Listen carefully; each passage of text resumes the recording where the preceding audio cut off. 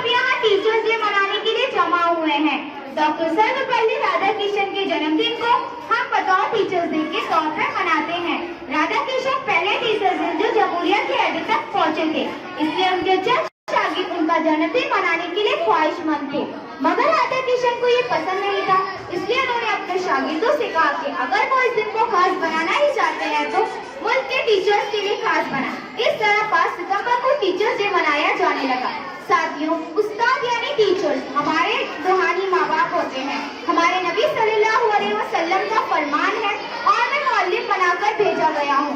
दुनिया में बहुत कम लोग होते हैं जो खुद से ज्यादा दूसरों को आगे निकलता देखने की ख्वाहिश रखते हैं। इनमें सबसे पहले तो हमारे वालिदैन होते हैं और दूसरे हमारे टीचर, जो चाहते हैं कि उनके तालिब उनसे भी ज्यादा कामयाब हो और वो अपने तालिब की कामयाबी को अपनी कामयाबी समझते हैं। हमारी जिस्मानी परवरिश तो हमारे वालिदैन करते हैं, मगर हमारी रूहानी परवरिश हमारे टीचर्स करवाते हैं।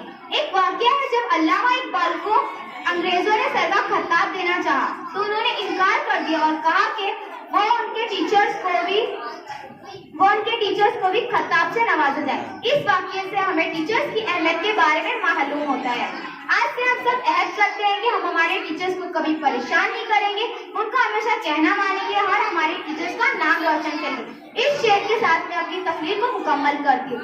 बड़ी मेहनतों से पहला सबक पढ़ाया था मुझको, बड़ी मेहनतों से पहला सबक पढ़ाया था मुझको, मैं कुछ न जानती थी सब कुछ सिखाया था मुझको, मैं कुछ न जानती थी सब कुछ सिखाया था मुझको, पहुँचा दिया फलक तक उस्ताद ने यहाँ से, पहुँचा दिया फलक तक उस्ताद ने यहाँ से, वाकिफ न थी मैं इतने बड़े जहाँ से। Thank you.